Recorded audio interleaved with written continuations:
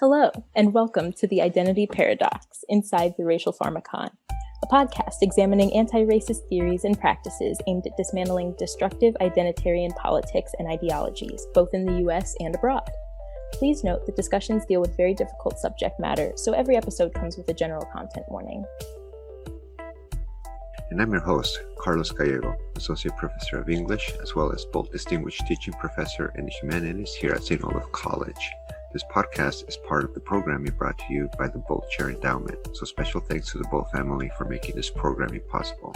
If you enjoyed today's podcast, make sure to subscribe for future episodes. And now, the show. Hello, and welcome to another episode of the Identity Paradox. I'm your host, Carlos Gallego, and today I'm very happy to have a special guest. We're recording on what is today? February 23rd. It's like 2 days after the previous recording. So yeah, if I look tired, I am tired. And I'm wearing black because I'm doing the Johnny Cash thing. It's like I'm just going to keep wearing black till there's world peace and no hunger and no poverty. So I doubt it's going to last, but at least for today. Anyway, today's special guest is Nick Cruse, a citizen journalist who is also the co-founder of the revolutionary Blackout network. He's very much an activist. He's got a YouTube channel and he's in conversation, to say the least, if not coalition building with other activists on social media and on the ground. So welcome, Nick. Thank you for being a guest today on the podcast. Yeah, I appreciate having me on, Carlos. Should be a good conversation. I'm looking forward to it. So prior to all this, we were, I know you don't get to hear the hot takes, or hot mics rather, but Nick and I were just talking about the fact that, we've never met. We just spent like 10 minutes getting to know each other, and we have at least martial arts in common, if not a lot of other stuff. And we'll probably get to that in a sec. But I just wanted to explain to the audience that I came to Nick's YouTube channel and Nick's community of activists via some friends that I have back in Arizona, specifically Cesar and Marcela. Shout out to you two, because when I was in Arizona doing some research on the border immigration crisis, and I was staying with them, I noticed that they weren't watching network news. They were getting a lot of their news feeds and a lot of kind of like what's up today in the US and the world from YouTube, specifically places like The Hill and other podcasters. And so they're the ones that said, hey, if you want to talk to or investigate, look into some people that we believe are on the ground and doing some serious work, you should check out the Revolutionary Blackout Network. So I did. And they specifically, I was like, should I contact Compton J? Should I contact Nick? You go, get a hold of Nick, because I feel like Nick's got it down, like he knows what he's talking about. And Compton J is super cool. If you get them both, that'd be awesome. And I know you guys have a show. We're about to get him, but he's live right now. I know. So it was like, he's hard. So he's just go get Nick. So thank you for joining the program today. So I just want to start briefly before we get into like why I wanted to reach out to you and have this conversation. First and foremost, if you want to give just a brief description and background of what the Revolutionary Blackout Network is in the first place. Yeah, so the Revolutionary Blackout Network, we are an independent network that is hosted by all Black hosts, and we present news from an unapologetic point of view of advocating for the Black working class and building solidarity with other communities as well. We are bombarded with constant capitalist propaganda, so it's about time the left fights back, and that's unapologetic what our channel is going to do. Okay, fantastic. Can I ask, what was the motivation behind forming the Revolutionary Blackout Network? Because my friends back in Arizona described that there was a Fred Hampton leftist kind of group, which I was really excited about. But I looked to the research and there was only like 7 episodes, I think, available, and then just kind of disappeared. Yeah. So the idea behind having an all Black network is when we watch media and when you look at the anti-establishment Black mind, which is very, very plentiful, despite what the narrative is, none of our ideas are ever represented anywhere. I don't even know if people outside the Black community know this. Like when you turn on MSNBC and you see Joyanne Reid, she is not representative of the Black community. She's a millionaire. She is a millionaire. When you see Dr. Jason Johnson, he is not representative of the working class Black American. Once again, we looking at another millionaire. I think he's a millionaire. I'm pretty sure he is. They all get paid a ton of money. Yeah, so they were, and then you had Don Lemon on CNN. Once again, multi-millionaire, no connections to the Black community. And this is such a long answer to give, but these people, they are there for a reason. They are there to serve white supremacy. They're there to serve capital. And I even wrote an entire op-ed outlining how this is and what they do in order to prop up white supremacy. So then I'm like, okay, so let's look at independent media, right? Because that was most people in my generation, we focus on independent media. And there are a lot of independent media channels I like. But one thing that we can't help but notice, that because the barrier of getting into media is so high in terms of tech, learning, all this kind of stuff, there's not any real Black voices on independent networks. Like you have maybe a few people sprinkled every once in a while. And then among the biggest progressive channels, like you're looking at TYT, Majority Report, for example, just on top of my head, David Pacman, these are all white channels, right? And the biggest independent left media source that we had, the political faction that's supposed to represent and fight for working class and Black and brown people, the messaging that's coming out of left media is not coming from Black or brown people, that's from the working class. TYT, Majority Report, they're all millionaires, just like MSNBC and CNN. So my thing, Carlos, to answer your question directly, we did this because all right, we need someone to talk about Black issues. No one is doing it. And if they do talk about Black issues, they do it in a woefully inadequate way. So it's one of the things, you got to be the change you want to see. So we want to see more Black people in independent media. So we did it ourselves. And we started last year, and now we're in the crazy position we're in now. So that's the prime motivation behind it. Yeah, you're getting attention now, right? And getting into debates and conversations. Yeah, we've been a shock. And the reason why I said we need a platform of Black leftists and Black Marxists is because ever since we had a platform, we have been a shock to the white neoliberal establishment and even the white progressive establishment. Because a lot of times these people, they prop themselves up as white saviors. That, oh, I'm gonna speak on behalf of the Black community. Oh, we're to speak out against racism. And then you have the people who are actually living this shit. We're like, you guys are not actually doing a good job of this. And then we have our point of view, and and that's when they realize, oh, we don't actually align with the people we say we fight for, right? And that's why we've been shocked. And that's what I advocate. I want to see more stuff like this. Like, we're a Black network. I would love to see an Indigenous ran network. I would love to see a Latino ran network, like a Muslim network. And the only reason I say this is because there's some things, even as a Black Marxist, I'm gonna miss. If you're a Latino, there's some issues I'm gonna miss. If you're a Muslim and you're struggling under U.S. empire, there are things I'm going to miss. So we had to have a Black network because there are things, even if you are the best intentioned white leftist, you are going to miss. So that's the motivation. That's an excellent answer. And I agree with you. No one single individual is going to be on top of all the social, economic, cultural problems that one country, let alone the world, is dealing with at this point. And I say the world because of the geopolitical situation going on in the Ukraine. So you're absolutely right. It's very important for each community to kind of carry its own weight in terms of representing itself and giving its own voice, which in many ways was supposed to be what came out of the 1960s. And then the 70s was a really confusing decade. And then the 80s said, like, never mind, we're taking the 60s back. But we can get into that. Yeah, the liberal establishment, I want to parrot what you're saying here. The liberal establishment did an amazing job of hijacking identity politics. Oh, yeah. Like it did, and I'm sure you know, identity politics was written about a lot of regarding Black Marxist authors, and they talk about building like this class solidarity, connecting our struggles, connecting our issues. And the neoliberal establishment, they kind of turned that into, hey, I'm a Black person, I'm in charge, so this is good. That's not what it is. And they did it on purpose because they know the true revolutionary thought behind the identity politics is actually a challenge, is actually a threat to power. But anyway, I'll pass it back to you. I just want to add that part.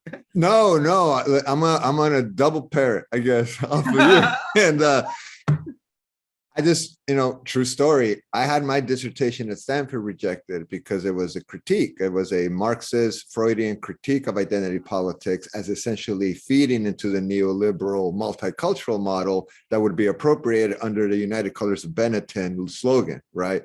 And I want to read that. Well, that's the one that got rejected, which ironically ended up being my first published monograph. My first book that I published is that dissertation that got rejected from Stanford. Okay, since it wasn't published or whatever, I don't know a ton about. It's published now. It's under a different title. I honestly I don't know a ton about academia, to be honest. Yeah, but no. I definitely gotta have you on, man. I would love to talk to you about that because that's something I've been railing against. And there are people who are, and you see this all the time. The people who shoot identity politics. They're like, oh, identity politics, and I understand why they do that. The reason why they do it because they see Kamala Harris say, oh, I'm the Black female vice president. They see that version of identity politics and they think it's bad. And I've been trying to re-educate people. I've done it on my channel. I know why you instinctively want to reject identity politics because of people like Kamala Harris, but let's not allow the liberal establishment to hijack all terms and hijack the. But anyway, I want to get your thoughts on that, Carlos. No, A, thank you for saying that you would like to have me on the show. B, please keep talking as much as you want because you're now starting to act like a host and I'm not, and I'm the guest. It's like, please keep talking, Carlos. Like, no, you keep talking. So we're gonna have to navigate that. And third, I was doing this back in the mid to late 90s. It was difficult to make this argument back then because everybody was promoting identity politics. I would have professors tell me, Carlos, if we get rid of identity politics, what do we have left? Like, there's nothing. And I'm like, are you serious? So it's like, we're going to engage in anti-poverty campaigns to make sure there's a little bit of poverty left. Because if we get rid of poverty, what are we going to do as the anti-poverty campaigns? Like, this doesn't make any sense to me. But these are people like elected politicians, and we'll make those connections later. We're more interested in maintaining their kind of niche positions of power and influence over other people than they are in actually promoting the politics behind some of these theories that they include in their academic writings, right? So at the end of the day, it's like you're talking the talk, but you are not even you don't even want to begin to walk the walk because you're afraid of the fact that might leave you with a whole new field you have to become an expert in order to teach it and have a gig. So I was astounded at the amount of pushback that I got because I was against identity politics. And ironically, back then, the people that were paying attention to me were the conservatives saying like, hell yeah, Carlos, until they found out I was coming from like an anti-capitalist Marxist place. And they were like, oh no, like not this dude, right? So anyway, I'd be more than happy to talk about that because that's making a great comeback right now as a way of dividing and emerging upper. What I think happened in many ways, the pandemic exposed a lot of the contradictions of neoliberalism in terms of who counts as a human being / worker and who doesn't, and who gets the benefits of that and who doesn't, and how much the government actually cares about your individual health and how much it doesn't, and how much it needs you to just be a simple cog in the machine as a worker, and how much they value you outside of being a cog in the machine as a worker, like when you're at home, and do they care about you when you're doing that kind of stuff. So I think that on top of the George Floyd uprisings, the pandemic just exploited all these contradictions. And that's what the state is responding to right now, which is why you're seeing like, isn't it a coincidence that now that the Democrats are being exposed as fraudulent in terms of their promises, we're on the verge of going to a pseudo war? It's like, damn, that is sort of a playbook as far as I'm concerned. Any thoughts on that, Nick, before we move on? Yeah, the Democratic Party, as well as the Republican Party, they both play up the cultural war issues because they serve the same donor class. So since both parties don't represent the workers, their goal is to, hey, I am against abortion, join me. I am for abortion, join me. That's all they have, and that's all they plan on running on. And one last point, I want to get your thoughts, Carlos, because I've also been rallying against like the cultural war against critical race theory, right? Where the right wing loses their mind about critical race theory. And the point I bring up, because once again, as a Black leftist, I am a shock to the white liberal establishment, because we also have seen the white liberal establishment, they attempt to fight the right wing cultural war against critical race theory. But I'm like, whoa, wait a minute. Critical race theory talks about the institutional structures that enables racism. Who built that? That's Biden.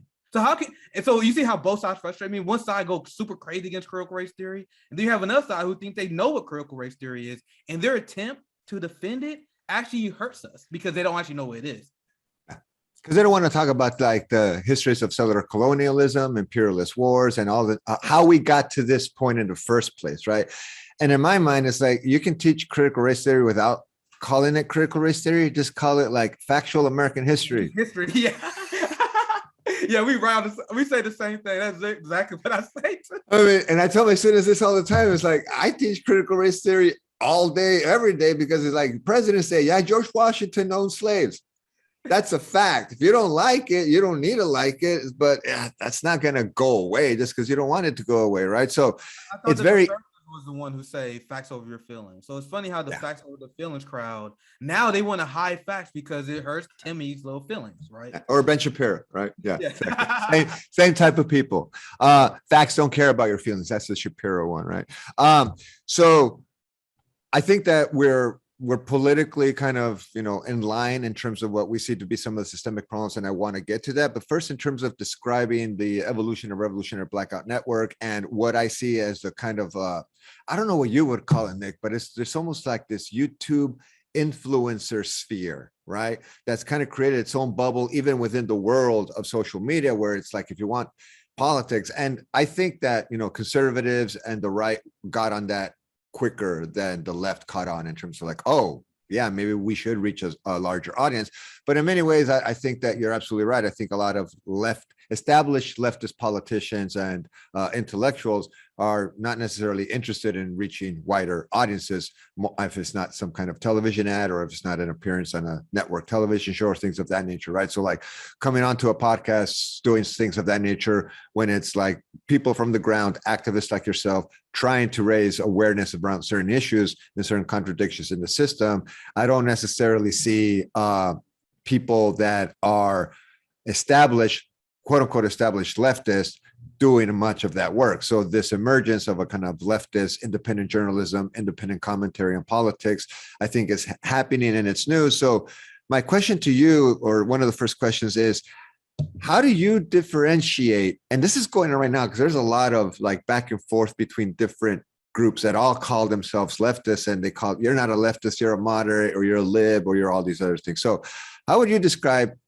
or help people differentiate? If you're going to educate someone who's like, oh, I want to get into people like, Nick, and I want to start listening to things like the Revolutionary Blackout Network, but I don't want to go down the algorithm rabbit hole that a lot of people are actually playing to, right? Like you mentioned the Young Turks.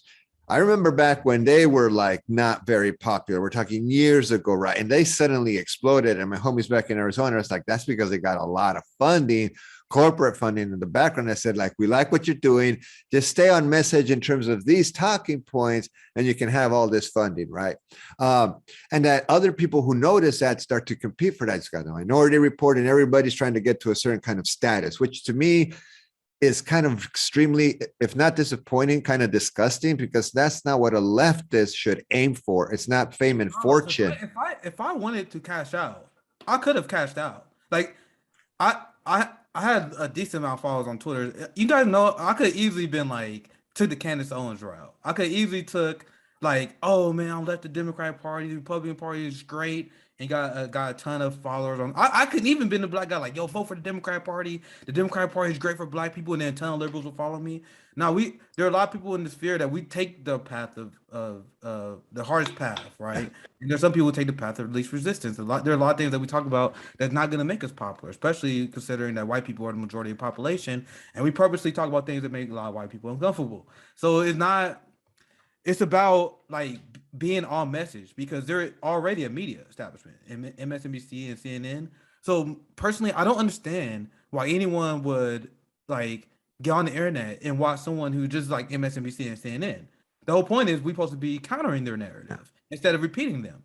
And like you see, like for like Russiagate is like the prime example. We're supposed to be debunking mainstream narratives, right? Instead of carrying water for it, like uncritically, like the Majority Report and TYT did. So there's like two independent media left. So it's so complicated. I know it can be hard to get people to understand it because you have the establishment media. This is the CNN, MSNBCs, and then you got independent media, and then within the independent sphere, you got the old independent left media, and now this new emergence of independent media that kind of response of the failures of the old left, where you see them sell out, you see them try to do things just for clicks instead. While channels like mine, we want to give voices to people who don't have one, like Black-Leftists, and there are a lot of people on our platform on our show as well that I think they need to have a voice that need to be amplified. And the reason why we do this, I don't know if you wanted to ask this or not, but like there's been corporate media, like blanket propaganda on the airwaves, right?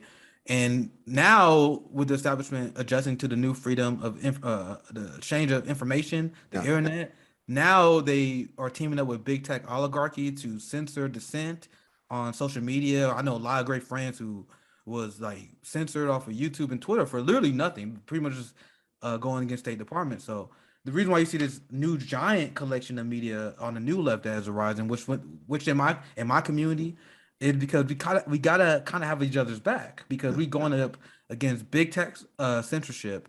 We dealing with insane propaganda, so we gotta just blast this message out.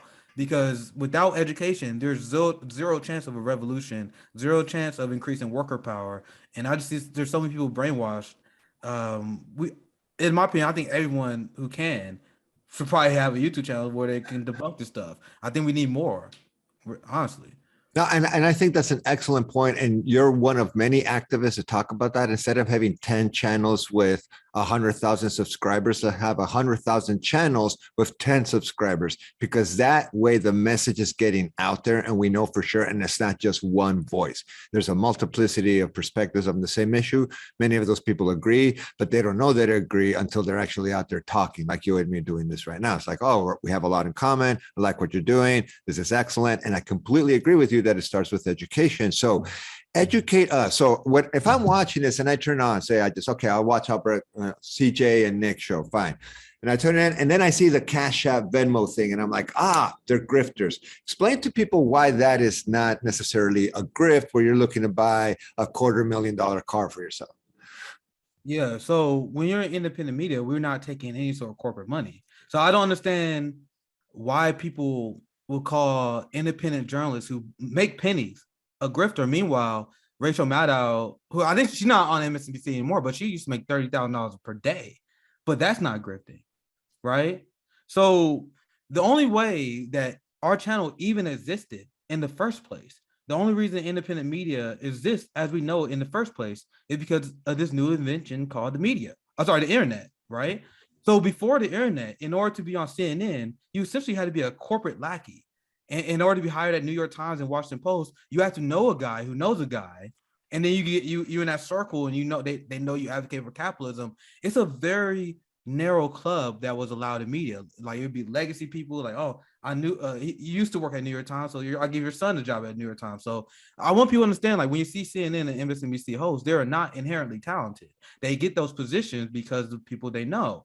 So, and because they are funded by corporate cash, they are able to blanket and dominate the airwaves. So what we need to do is we need to counteract that by having grassroots funded independent media that is not beholden to weapon defense contractors, that are not beholden to capital. And honestly, like when you edit videos, when you go live, when you're preparing the story, that's a lot of work. And as Marxists, we're not supposed to believe that people are supposed to work for free. Marxists are pro giving you the value of your labor. So if I'm doing independent media, which as a I'll give everyone stuff for free. Everyone, all my content for free. So when you see the Venmo Cash App, that's how you support a channel if you're enjoying the content. Meanwhile, there's still a lot of legacy media like New York Times. They lock all their shit behind the paywall. Meanwhile, we give you all our content free, all of it free.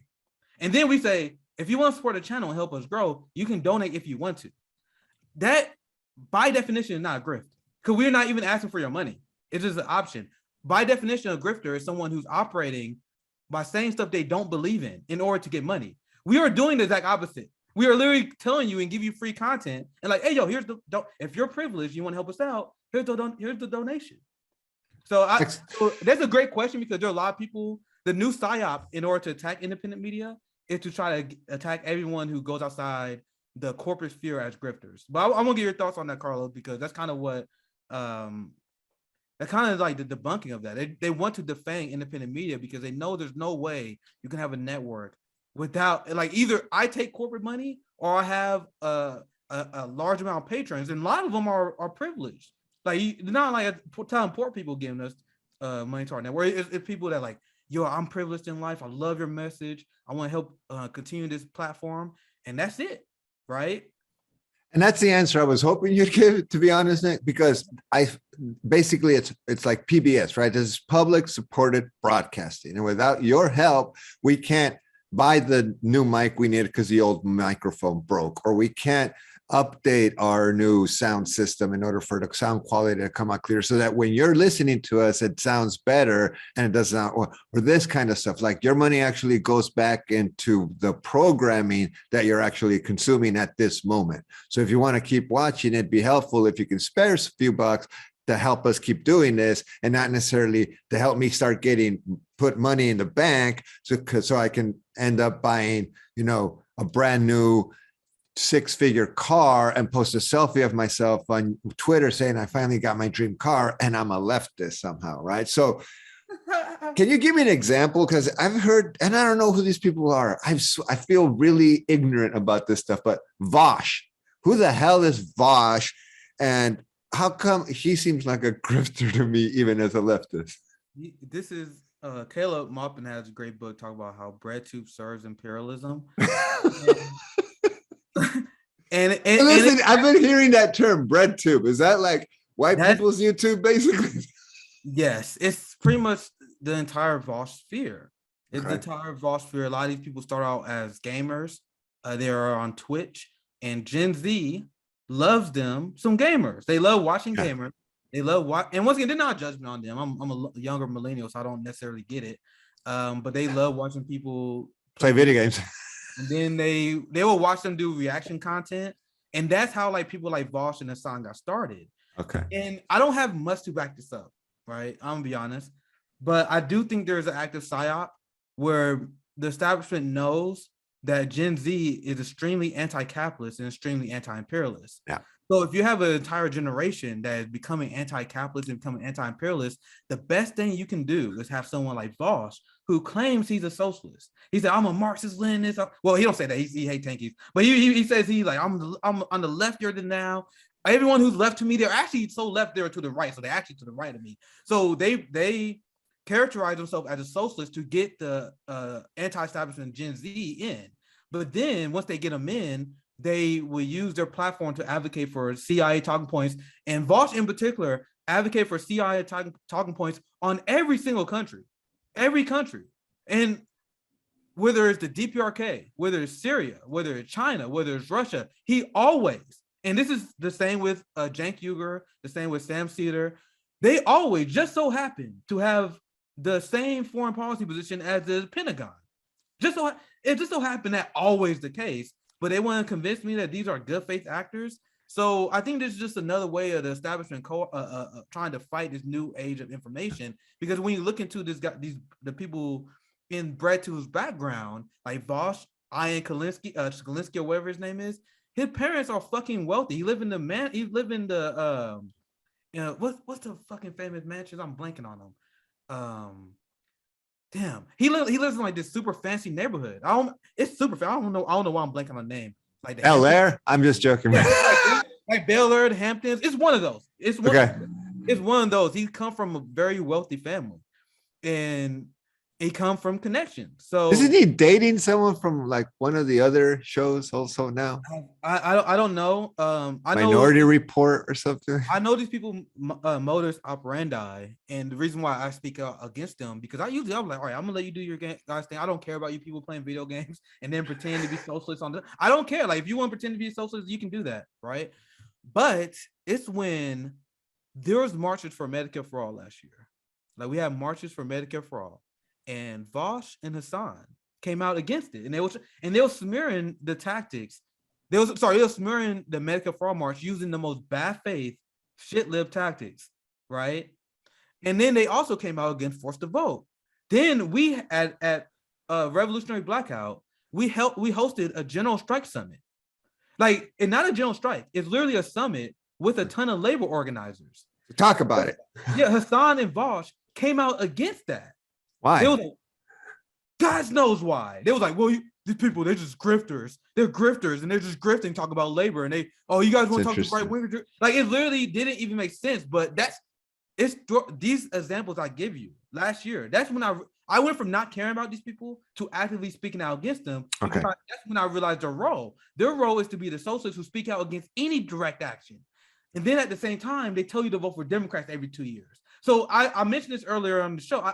Or in this segment, I don't have any proof, but they definitely have an ominous agenda that is designed to attack and delegitimize real grassroots activists because they are class loyal.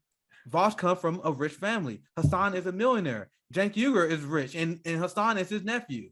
Like, they are serving class and they're serving capital by doing what they're doing. And I come to that conclusion because their arguments against the March for America for All and their arguments against our General Strike Summit was so absurd. It had to be coming from nefarious intent. So that's my take on like Vosh and Bread2 as a whole. You got anything else you want to add to that? Yeah, well, I was just going to say, even if you don't have the evidence, I just saw yesterday because one of my students pushed me to watch this on Netflix because I was talking about it in class, not this particular issue, but it comes, it intersects with some of the stuff we're talking about, is The Social Dilemma on Netflix. It talks about the algorithm and big tech and stuff. Scott, if you haven't checked it out, I recommend it in terms of showing you how the actual big tech companies, and these are ex-big tech people that left Twitter, that left Facebook, that left Instagram, that left, and talk about like, oh man, they are literally telling you what to think and anticipating and encouraging what you do in your real life when you're not even on social media. So the fact that you're talking about this makes complete sense in the sense that you're trying to make, if you have a for-profit social media company and you know that there's this one individual who has 1 million followers, who are you going to promote? The individual with $1 million and try to give a message that softens the anti-capitalist, pro-working class message? Or are you going to promote these other people who are saying that and have like maybe 10,000, 5,000, in my case, 17 followers?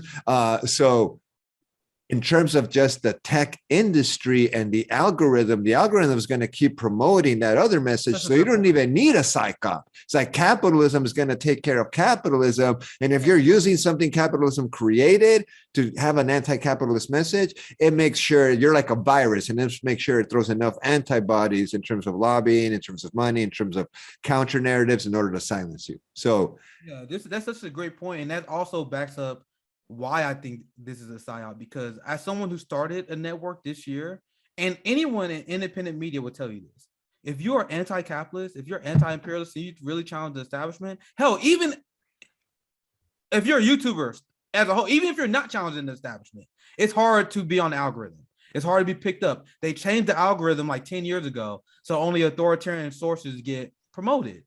Meanwhile, I'm not subscribed to Vosh, but I see his videos pop up. You would never, ever, ever, ever see a video of Revolutionary Blackout pop up if you're not subscribed. There are people who are subscribed to our channel, and they tell us they don't get notifications, and this is the suppression of left media.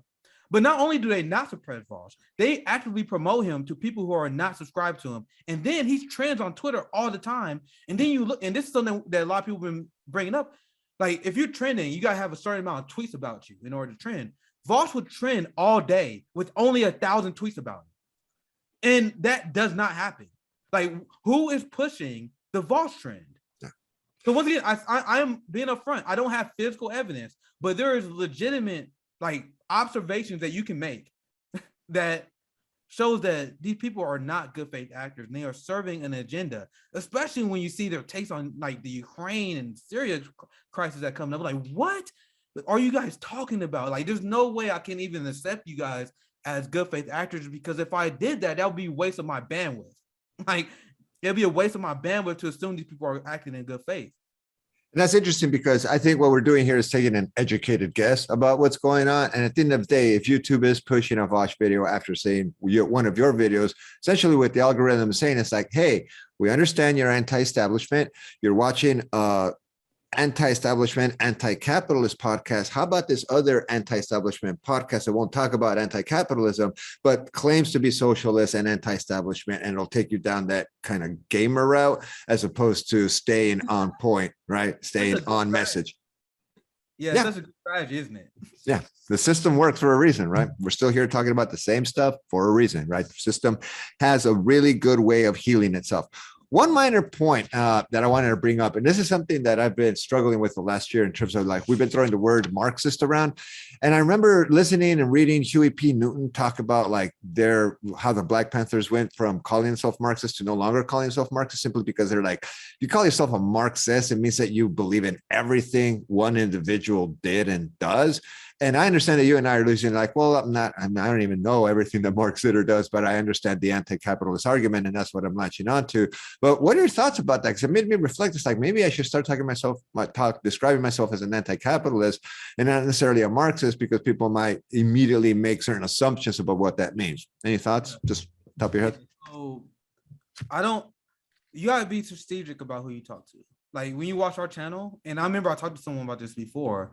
When you watch our channel, we were like we use all the super lefty terms like Marxism, anarchism, etc. Like when you're talking to the average person who works a 9 to 5, who got kids, right? They don't care about that. Like, okay. Especially in the United States, when they are like most people would consider themselves a capitalist. Well, I think that tide is changing. But then all you have to do is describe what you believe as a Marxist, and then people will be on your side. Like people will be on your side. So when I live in Missouri in a deep red state, and I used to sell cars in Kansas. I used to talk to the conservative people all the time, and then I ask them, like, do you think people should have healthcare? Yeah, I think people should have healthcare. Do you think workers should be paid more? Yeah, I think workers should be paid more. I don't even have to call you a Marxist. I don't even have to use that language, but I would say that's a Marxist. But for the sake of our channel, because we are educating people, we don't run away from those labels because we want to educate those people. But if you're actually having a real conversation, no, you're right. And maybe sometimes it'd be good to bring it up. A lot of times, maybe it's not. Like you just want to get the idea out there. Absolutely. And I hear what you're saying. It's like introduce them to that concept. And if they evolve beyond it, excellent. Yeah. To go left of that, fantastic. Yeah. But if they don't know that exists, first and foremost, it's like we need to get them to say that's okay. Being a Marxist doesn't immediately equal being a bad person. Yeah. And they're like, all you gotta do is explain that Marxism is a critique of capitalism. That's essentially what it is. Yeah. So like if you're critical of capitalism, you can consider yourself a Marxist. Now there's something that I've seen because I'm part of online discourse a lot. There's something that like communists do that I don't like, like Marxists do that I don't like, because it actually is there's a big learning curve to be a Marxist, because we are surrounded by capitalist propaganda from the day that we are born. Now I see people, and I'm not talking about like average people, like pretty influential people. They're like, oh, you're not communist unless you restate a revolution. You're not communist unless you read this and read that. And I'm like, why are you guys putting a barrier to get people to join our movement? As a Marxist and as a communist, it's our job to educate people. Because if you're an average worker, as again, you always use this example, if you're working a job and you got 2 kids, do you really got time to restate the revolution? Do you really got time to read all this stuff? But let's say you're sympathetic to like anti-capitalist Marxist ideas, but you don't know everything about it. There are some people like, oh, he's not Marxist, he's not communist, because you don't know everything about it. Why are you pushing people away? You want to pull people into communism and Marxism, so why are you having this gate? So our job is to educate people. So once you get people on your side and you get people realizing, like, okay, this system is not amazing, then you're like, oh, you're actually a Marxist. Like, and then you can start slow rolling those terms. That's just my approach, and this is someone who talked to a ton of conservative people, a ton of liberals. I don't see the value of like leaning super hard for like, hey, I'm a socialist. This is why you should be a socialist. People, even if you're right, they'd be like, whether you're right or not. No, and I hear that. Sometimes that can be an identity politics. Unfortunately, it can become a version of identity politics, right? So then, in terms of trying to understand this evolution of being an activist and taking onto social media versus people that are chasing the algorithm, I'm trying to understand why certain leftists are starting to morph, as you say, like a bouncing to the right as a way of getting more views and trying to climb that social ladder in terms of the algorithm. Just correct me if I'm wrong. Maybe I don't understand, but I feel like Jackson Hinkle is on that road, and it could be a very dangerous one for him because he identifies as a Marxist-Leninist. Then I'm like, what? Looking at these Instagram photos of like, he's half naked at the gym taking a selfie. It's like, what the hell kind of praxis is that? Dude? Like, how does that encourage or influence? Like, and that's fine if that's just like personal stuff and you merge them both. But that's where I get to like, I don't get that. So maybe you're just like, that's Jackson doing his thing and that's what he does. Or maybe there's like, it could be problematic at times. Yeah, at Revolutionary Blackout, and me and CJ talk about this. We spoke about it on our show a few times. Like, there's a certain point where I had to say I'm a YouTuber, but when we first started off, we legitimately didn't consider ourselves YouTubers. Like, we would tell people like we are activists who just so happen to have a platform. So when they had the Mecca Fraud March, I shared with you. I don't know how familiar you are with that event, but we have 50 marches so we have marches in 50 different cities, and we have 5 members of our group that gave speeches, including me. I gave a speech at the Kansas City America for Our March. You have CJ, who started a mutual aid organization. You have Rome that's touring all over the country feeding homeless people. We just so happen to have a YouTube page. Now, I guess there's a certain point where I gotta call myself a YouTuber or I'll be delusional, but that really is same here, and I don't have any followers. Yeah, like we can't keep using that line forever, but like so, like we're activists that just so happen to have a platform, and we will never abandon that. And we have dreams of grandeur, to put it lightly, because we just started less than a year ago. We only got 15,000 subscribers.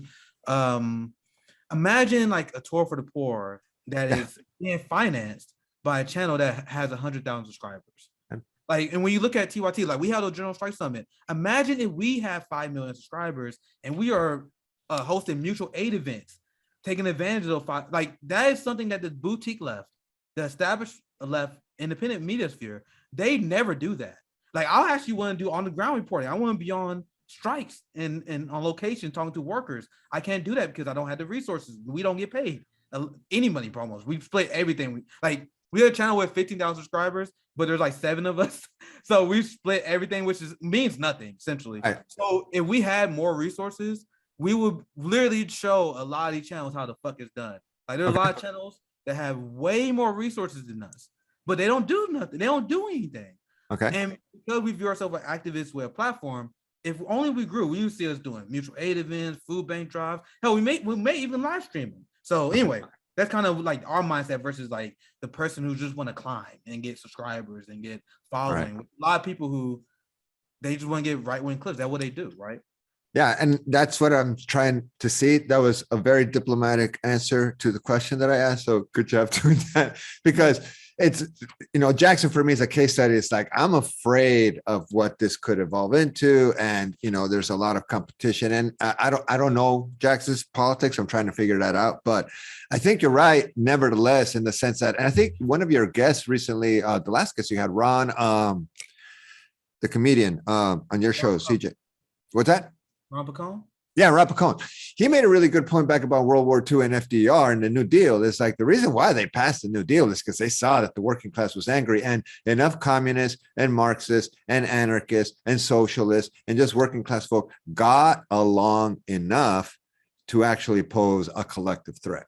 Right. So there wasn't all this acrimony and all this kind of like she said, he said, and going fighting back and forth. They were actually unified, and that's what forced the system to actually make some, systemic changes.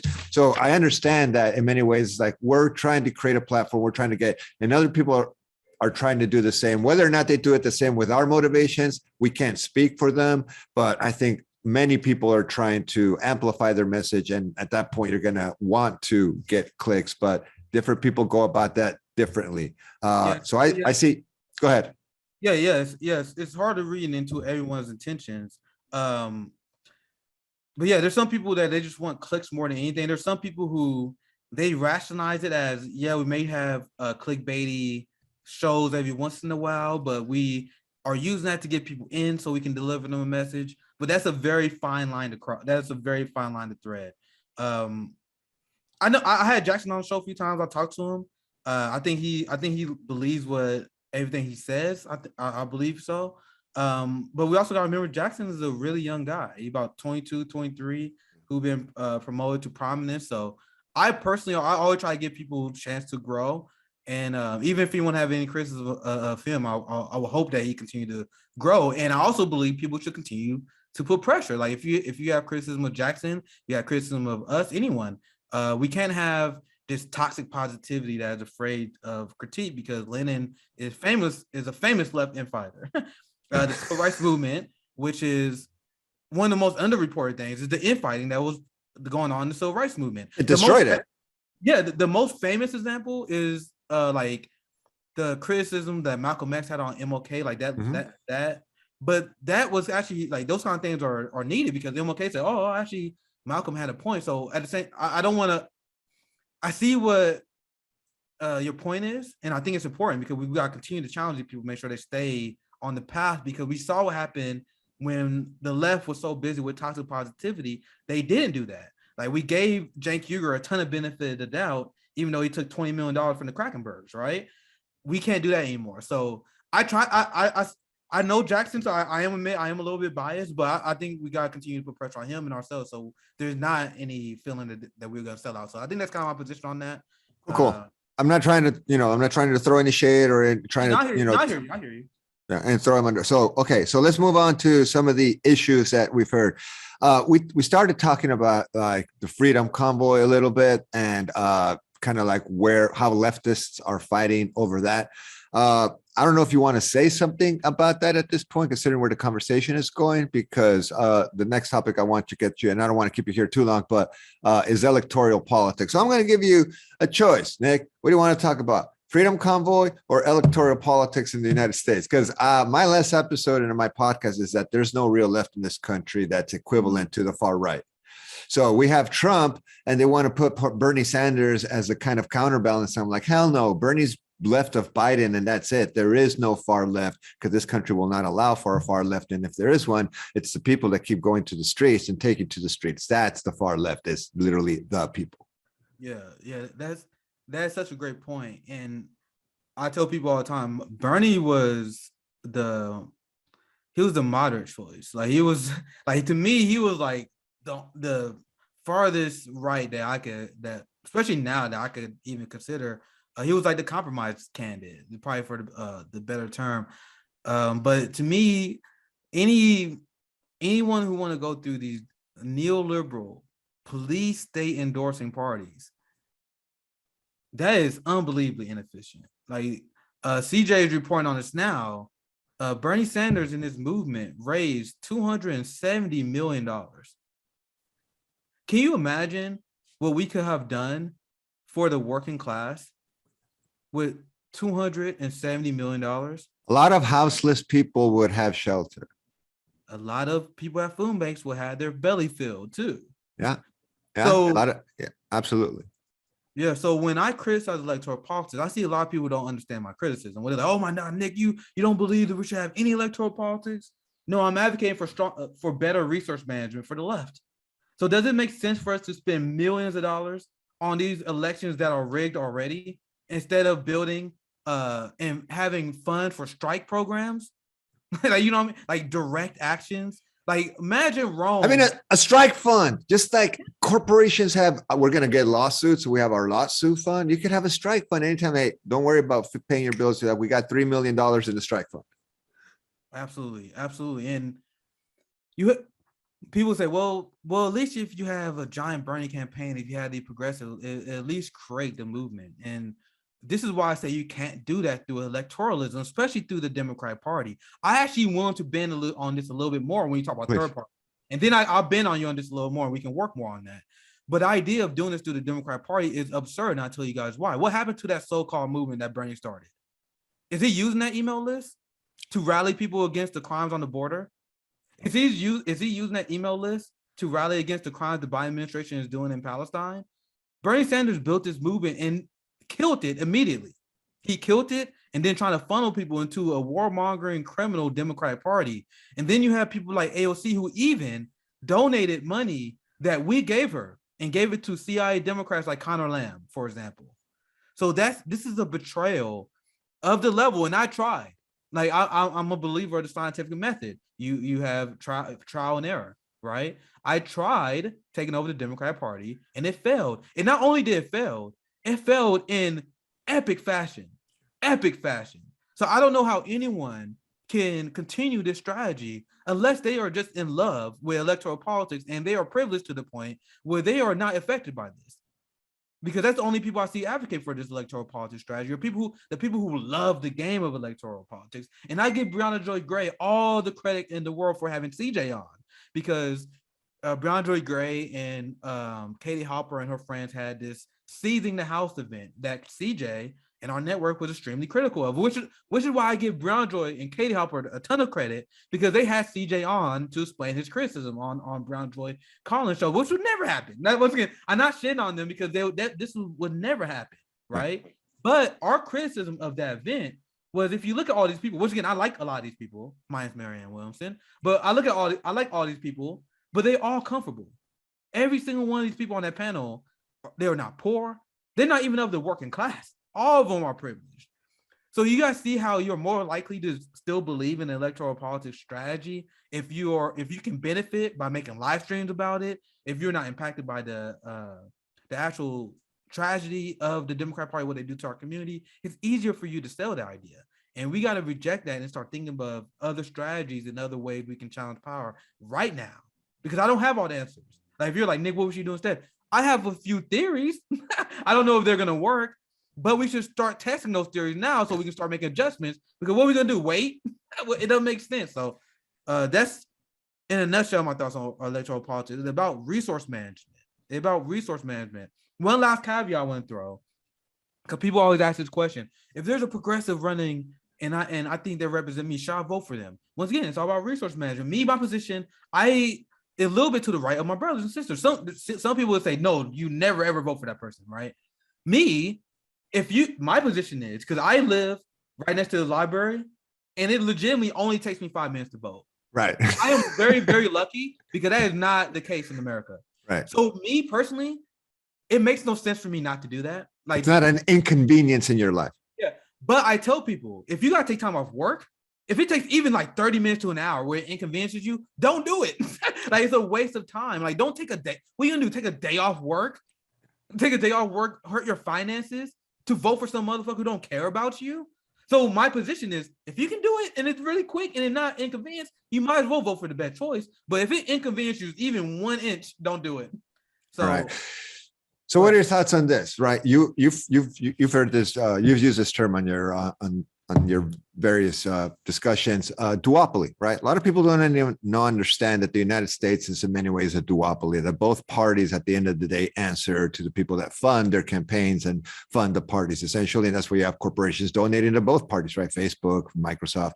They're playing it safe and they're making sure all their bases are covered. So, you donate to Pelosi as well as McConnell. So at the end of the day, you have this duopoly. And part of the argument I'm trying to make is that this duopoly, if it answers to money and it's centered around that is called corporatism, or it's a form of corporatism. And once you have a state that functions like a neo-corporatism or disaggregated corporatism, where you have these little iron triangles controlling certain sectors of the economy and certain sectors of our society, how it functions, for example, the tech companies and the algorithms, this kind of stuff, that's a form of fascism. Yes. Yes. The International Encyclopedia of Social Sciences says corporatism definition, see fascism. Yes, I love that. I love the fact you made that point, because I've been saying the same thing as well. Just to illustrate, because you said it in a perfect way, but it's just to illustrate our point. You have giant weapon defense contractors that donate to corporate media, right? And then those same corporate media will give nothing but amazing coverage to war criminals like Joe Biden. I have a lot of criticism of Bernie, but you see the difference in how they cover Biden versus Bernie. Oh, yeah. And then you have a lot of these weapon defense contractors that give jobs to Biden allies. Lloyd Austin come from weapon defense contractor. Now he's the defense secretary. So how is that not state media? And when people always say, oh my God, other countries got state media. We literally have our media funded by weapon defense contractors who then get jobs in the government. Like, these things are intertwined in a way that no other society has. Like, we are one of the most corrupt society. I'm saying one of the most because I'm not a historian, but I will argue we are the most corrupt. But like, we're one of the most insane, corrupt, self-serving systems that when I call for a general strike, when I call for shutting down and destroying the system, I'm not doing that just to be edgy. I am saying that because I quite literally do not see any other way to untangle the corruption in our system, because it's so interwebbed with each other than destroying and rebuilding. Because once again, I tell you, all these contractors, I just gave you one example, and to cut myself short, like, there's many, like big pharma, the prison industrial complex, like corporations and capital as a whole completely hijacked our government, and there's no way to get it out. I want you guys to realize that there's no way, as we know, to get it out, because this is the argument they will make. They will say, all we gotta do is vote for more Democrats, because people like Chris and Sinema and Joe Manchin are corrupt. To the bone. Yes. So I'm gonna explain the concept to you guys called the rotating. Chris and Sinema started out as a Green Party member, and she tweeted support of a minimum wage increase as of 2014, right? So it's very funny how Kristen Sinema is a progressive until the party needs her not to be. You see what I mean? So if you believe that we can change things by just having more Democrats, and these same people will acknowledge that Kristen Sinema was bought out. My question to these people is, what's stopping the next Democrat from being bought out if you acknowledge that it could happen, right? So that's the last example I'm gonna get, because we can get into this all day. But I love the fact that you call it out, because that's what I do. Is we are already in a corporate fascist state. And people used to get mad at me because I refused to vote for Jim Crow Joe over Donald Trump, because they say, "Oh, you're enabling fascists." I'm like, you're a bigger fascist than Biden. How dare you? And who's throwing more money at the military at the moment, right? In order to encourage the police state. Who was the 3 strikes and you're out guy? So just to build off of that and kind of hopefully wrap this up for your sake, defunding the police, you brought that up, right? That was a very strong Democratic campaign message. Like, we hear you, we're taking knees on DC. I love that picture of Pelosi and Schumer, and everyone's taking a knee wearing their like Africana, scarves or whatever the hell they're wearing. And at the end of the day, Nancy Pelosi just came out like a month ago to a few weeks ago on air, and there was Stephanopoulos saying like, yeah, Cory Bush, whatever, we appreciate, but our position is we do not stand for defunding the police, right? So we went from abolish the police to defund the police to reform the police to actually giving more funding for money in the police. Did you know here in Minnesota, we're actually just fast-tracked $65 million for just recruitment and retention in the state? $1 million of that is going to go into advertisements recommending people to pick up law enforcement as a second job. What? That's what we want. We want tired. Yes, please look it up. On that. I actually did not know about that. I got to do a segment on that. Please come to work tired from your first job so you can get your gun and go police people that are going through a mental health crisis or whatever. That's the one job that you should be prohibited from moonlighting, is being law enforcement, because you have a gun. The military won't let you do that. Why can't you get away with it being in law enforcement? So I totally agree with that point. CBS just published a news story trying to blame inflation on the Ukraine invasion.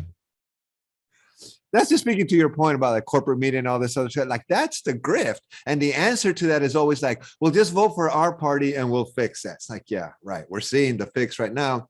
And all it does, just to speak to what you were talking about, it radicalizes people. When you believe in Bernie and Bernie betrays you, or we can't pass the college, oh no, but 2 years community colleges, never mind. Student loan cancellation, oh, never mind. Healthcare, pharmaceutical costs, oh, never mind. We're busy right now with a war, sorry. It's like, really? That's where we ended up? It's like all that money is going to go towards that, more military spending towards that, when you could be actually, and defunding. Like, let's just talk defunding.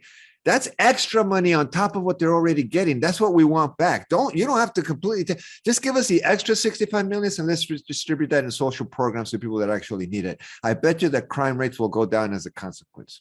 The statistics show it. And that's actually the road to abolition. I am a co-founder of 10 Demands. And what is the biggest criticism you always see of defund and abolitionism? You notice that they never have a song. The crime rate will go. That's one of them, as you mentioned. But they also will mention, they were like, oh my God, these crazy lefties. These crazy lefties have no plan. What are we going to do once we get rid of the police? They don't have no plan. It is quite literally the exact opposite. And what you mentioned, once we actually start reinvesting in other programs, because I actually believe in people, and the people who believe in giant police budgets, they are inherently racist, because their belief is no matter how much aid I give you, if you're like, especially when they talk about Black people, Latino people, their mindset is, and I'm talking about Joe Biden too, the conservative, the average liberal, no matter how much we improve your life, you are inherently bad and you are inherently criminal. Do you think they believe that about white people? No, they think that about Black people, because they believe in rehabilitation for their people. Joe Biden's son was a fucking crackhead or something like that. So they believe in rehabilitation, right, for white people, but not us. That's a health crisis now. That's not a drug issue, right? It's not a law enforcement issue. It's like a health crisis now. The opioid is a health crisis. Crack, bunch of Black people just wanting to get high. And CIA had nothing to do with that. Yeah, and I'm going to explain to you guys why the Democratic Party is so dangerous. So the Democratic Party, they hijack and kill movements. The Republican Party and the conservatives are intellectual lightweights who, at the end of the day, they always lose the battle of ideas. And I'm dead honest. Like, what battle and movement did the conservatives win on their own? Like they lost the women's suffrages movement. Gay marriage. They lost gay marriage. Like they constantly lose. Do you guys know what stops these victories from happening sooner? The neoliberal establishment. The Joe Biden came out against gay marriage multiple times in his career. They can't. Barack Obama and them. Well, let me correct myself here. Hillary Clinton didn't come out for gay marriage until like 2013, 2014. Famously during a debate where she's like, I don't support gay marriage. So this is an example of social movements being held back because of the neoliberal. So when you had the anti-war movement after George Bush Jr., that was killed by Barack Obama. You had the Me Too movement that was killed by Joe Biden. The immigration justice movement that was killed by Joe Biden. So I do not believe in the lesser two evils. That's a logical fallacy in my opinion. They serve two different functions, and based on what I've seen in my lifetime, the Democratic Party is the more effective evil. Because do you guys think that Donald Trump will be able to neuter and kill the Black Lives Matter movement? No, it grew, and there was one of the largest protests in human history under Donald Trump. Joe Biden came in, and the Democratic Party killed it just like that, without a blink of an eye. So what they did, they invited George Floyd to the White House. Oh, I believe in Black Lives Matter. I believe in ending police brutality. So they invited George Floyd family to the White House, introduced a George Floyd bill that gave the police more money. I don't know why. Well, I do know why. But that is the exact moment that anyone who anywhere near sympathetic to the Democratic Party should have left if you're Black. I know why they don't, because propaganda, and a lot of people don't even know this kind of stuff. That's right. Like when I tell people, Black people this shit, they get pissed. I get so many people away from the Democratic Party because when I tell Black people this basic stuff they never know, they get pissed. But my point is, you guys see how they can kill that movement, and now they are actively running on funding the police more heading in 2022. Eric Adams, their boy, he's running on a giant national security state. So I'm gonna pass you, Carlo. I can run on this all day, but you guys see the Democratic Party, they take any movement, they pretend to be on our side, they kill it, and then they implement it more. Yeah. No, I completely agree, because people don't understand that liberalism comes from a specific political economic philosophy called neoliberalism, which is about deregulating the economy, the corporations, et cetera, like that, which happened in the 80s. So by the time Clinton inherited, and Clinton was the first awful president that just picked up Reagan and said, like, screw it, let's go with this, right? And so suddenly you have NAFTA, you have all this stuff that is essentially killing the working class, killing unions, and they're selling the ideology that this is more freedom. This is just freedom. Right. We're more freedom, and we're going to control the border against human beings. Don't worry, they won't come across. But all these products are going to come and flow. And so people, I don't think, understand the connection between neoliberalism as a political philosophy and liberals, because they think liberal is like, I am liberal, I am left of a moderate. It's like, yeah, but the circle's too big now. You don't understand. You're all in the same cage. You're just in different sections of the cell, but it's still one big cell, and you're all in it, right? So you're not differentiating yourself in that regard. And so I think that's where the grift lies, because Malcolm X said it. I mean, I'd rather just have the racist who's a racist up front than the liberal who pretends they're not a racist, gives you a big hug, and then stabs you in the back. Hey, Carlos, anecdotal story. Once again, I sold cars in Kansas. I'm telling you, the best customers I had was rednecks who I know was racist. Like, I know for a damn fact that these people did not like Black people. But there's almost like a mutual understanding. These people were actually nice to me. Like, they like, oh, fuck, a Black. And then they try to be cool. But I'm telling you, what's the most racist and condescending people that I know are the Pete Buttigieg style liberal. You know, the people that think they're not racist because they voted for Barack Obama. These are some of the most condescending and racist people. And if you talk to people that in the rest states that have been around in customer service, they will tell you the same exact thing. At least in my circle, that's anecdotal. But one thing I want to say as well, because I love that you brought up neoliberalism. One thing I always love to do to conservatives to kind of troll them, because I outflank them on a lot of their issues they claim they care about. So I tell conservatives, like, bro, you're not conservative. You're not fiscal conservative. You're a neoliberal. You don't believe me? Look it up. Quite literally, look up the definition of neoliberal. That applies to Trump supporters. When you look at the Republican Party and conservatives, they're not fiscally conservative because they support giant military budgets. They support giant police budgets. Defund the police and the military start out as a right-wing libertarian idea. Well, I wouldn't say start off. I think maybe I need more research on that. I wouldn't say start off, but they were supported by right-wing libertarian. I would say that. Yeah. So they are not even fiscal conservative. They are neoliberals because neoliberals believe in a giant national security state and deregulation and capitalism. Global economy, right? Export labor. Absolutely. And that is literally what the Republican Party stands for. So I talk to conservatives, I troll with them a little bit. I'm like, you're not fiscally, so you're a neoliberal. They like, and then they mean like, what? Then I pull up the definition. And I'm like, this is what you not believe in. And who are the poster politicians of neoliberalism? Reagan and Thatcher. So you can't get away from the conservatives being connected to this political economic model, right? Less regulation in government, less regulation of the economy, let the market decide what happens. And I'm like, yeah, if you're for that on the Democratic or conservative side, you're basically a neoliberal, regardless of what you want to call yourself, because it doesn't matter. Which is reaction to that is always hilarious. I can imagine the faces. And I just found out that Ilhan Omar's, one of the squad here in Minneapolis, that her political influence and inspiration was Margaret Thatcher. Do you know that? Yeah, we covered the interview. Oh, did you? All right. It's one of those character revealing moments. Like I can't stress that enough. Like I try to give people benefit of the doubt, but when you say shit like that, that's a giant character revealing moment. Yeah. And I saw your tweet today about the squad giving the speech after the State of the Union. That's going to be a really interesting moment. I can't wait to cover that. Both ends. I want them to prove me wrong quickly. Yeah. Because it seems like, because I'm just reading the article, it seems like their job when they give them the response to the State of the Union will be to cover for Biden by blaming the rotating villain I just told you about. And how, oh my God, obstructionist Republicans. That is not the problem I have with Biden. And I don't want to get into it too much longer, but the problem I have with Biden is his violence, the state violence that has nothing to do with the legislative branch. You guys understand, the commander-in-chief is in charge of the executive branch and the military. So when I have criticism of him as a president, as someone in charge of the executive branch, I have criticism of him funding multiple genocides. I have criticism of him funding ICE more. I have criticism of him funding the police more. That has nothing to do with the rotating villain like the squad they're about to do. And once again, if they don't do this, I'll be happy. But it seems like they're going to try to deflect all Biden's wrongdoings.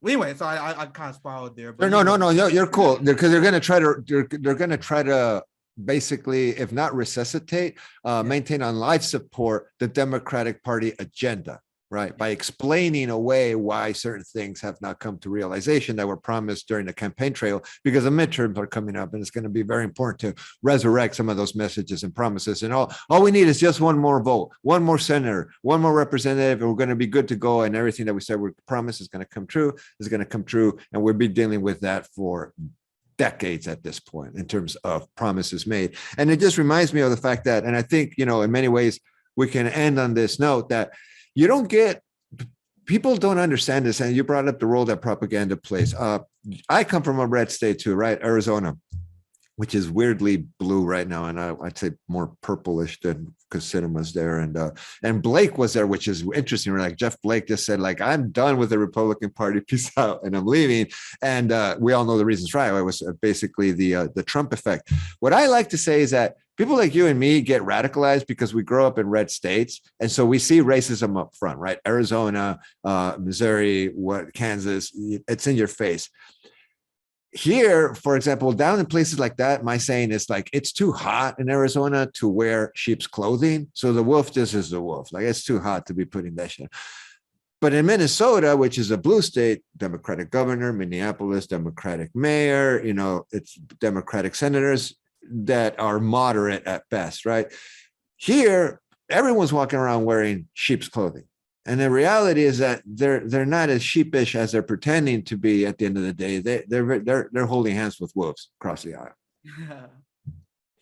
And you live that in a red state, and it radicalizes you, and eventually you end up being, like I would say in your case, an organic intellectual, as Gramsci theorized, right? Somebody who is not educated by a party, someone who's not indoctrinated through a college education, but rather reads on their own, thinks on their own, lives and thinks about their experiences, and then starts to theorize what that means in terms of politics, in terms of agency, and getting to that democratic justice. I would say maybe society, or if not, at least smaller communities that are practicing that kind of stuff. So I just want to say that it's been a great time talking to you. I hope we can reconnect. Yeah, I hope we can reconnect down the road at some point.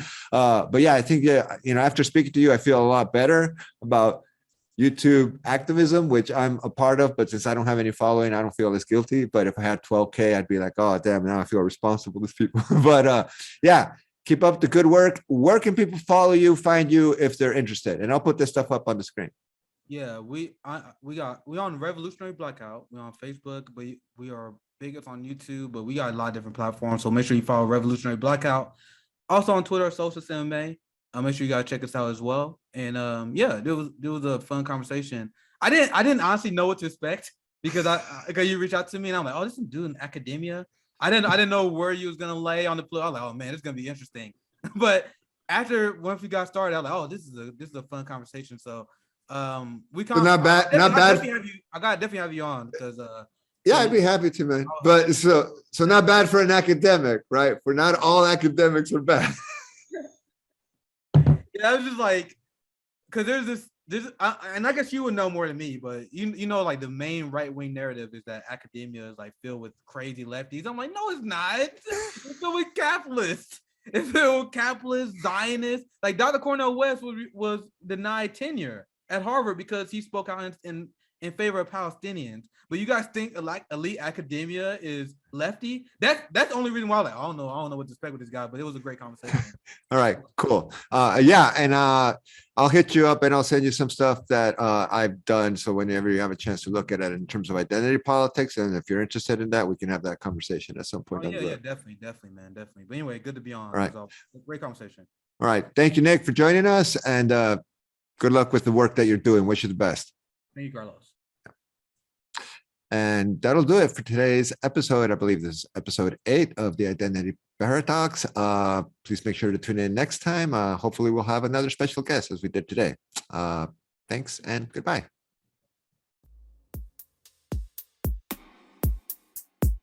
Oh, and don't forget to please subscribe to future episodes if you enjoyed today's. Thanks.